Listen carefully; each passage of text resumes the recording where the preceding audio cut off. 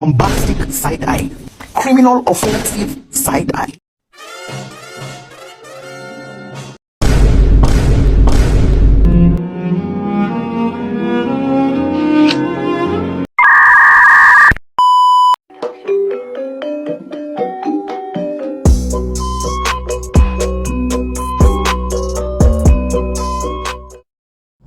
Assalamualaikum warahmatullahi wabarakatuh. Salam sejahtera untuk kita semua.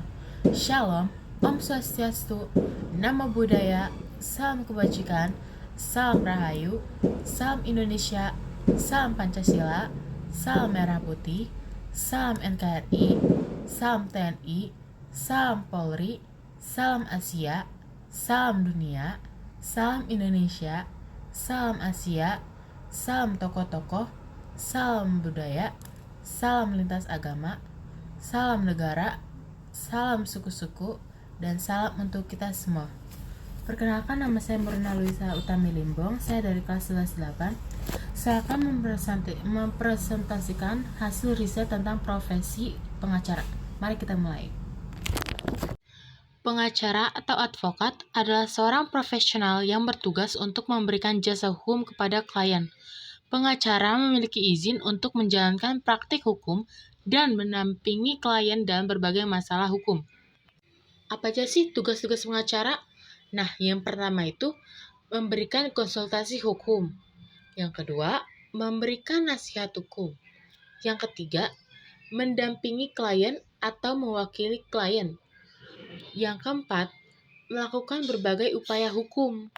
Sedangkan pengacara dibutuhkan juga untuk membantu menyelesaikan berbagai permasalahan hukum, seperti perceraian, surat wasiat, pembelian properti, dan sengketa dengan orang lain.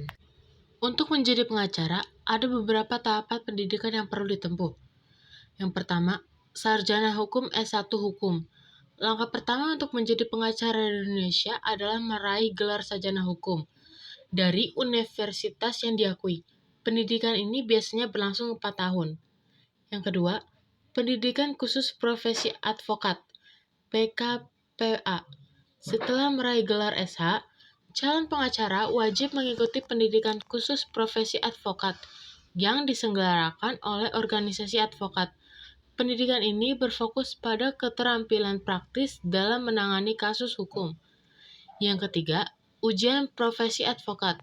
Setelah menyelesaikan PKPA, calon pengacara harus lulus ujian profesi advokat yang dikelola oleh organisasi advokat, seperti Peradi, Perhimpunan Advokat Indonesia. Yang keempat, ada magang. Calon pengacara wajib melakukan magang di kantor advokat selama minimal 2 tahun untuk mendapatkan pengalaman praktik langsung. Yang kelima, adalah pengambilan sumpah. Setelah menyelesaikan semua tahap di atas, calon pengacara harus diambil sumpahnya oleh pengadilan tinggi di wilayah hukumnya. Setelah itu, barulah resmi menjadi pengacara. Pengacara dapat bekerja di berbagai sektor, termasuk kantor advokat. Pengacara bekerja di firma hukum yang menangani berbagai kasus perdata, pidana, atau komersial. Yang kedua ada korporasi. Pengacara dapat bekerja di perusahaan sebagai penasihat hukum internal, menangani masalah hukum yang berkaitan dengan operasional bisnis. Yang ketiga ada lembaga pemerintah.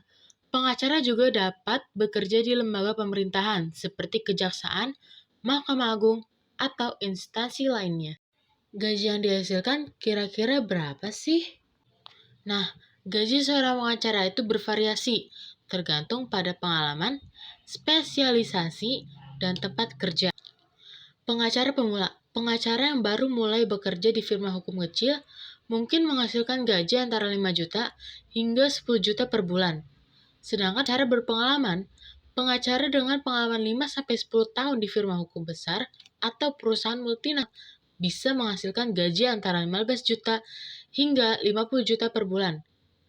Dan terakhir, pengacara senior atau partner. Seorang partner di firma hukum ternama atau pengacara dengan spesialisasi yang tinggi bisa memiliki pendapatan di atas 100 juta per bulan, ditambah bonus atau pembagian keuntungan. Keterampilan yang diperlukan untuk seorang pengacara. Yang pertama ada kemampuan analisis hukum. Pengacara harus mampu menganalisis peraturan undang-undang dan kasus hukum dengan baik untuk memberikan nasihat dan strategi hukum yang tepat. Yang kedua, ada keterampilan berkomunikasi.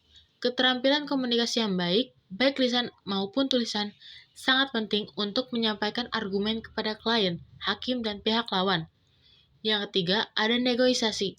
Pengacara seringkali bertindak sebagai mediator antara pihak-pihak yang bersengketa, sehingga keterampilan negosiasi adalah kemampuan yang krusial. Yang keempat, ada penelitian hukum. Pengacara perlu memiliki keterampilan melakukan riset hukum untuk menemukan preseden atau jurisprudensi yang mendukung argumen kasus mereka. Yang kelima, manajemen waktu.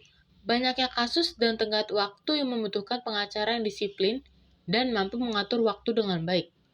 Yang keenam, ada etika hukum. Keterampilan dalam memahami dan menerapkan etika profesi penting untuk menjaga integritas dan profesionalisme.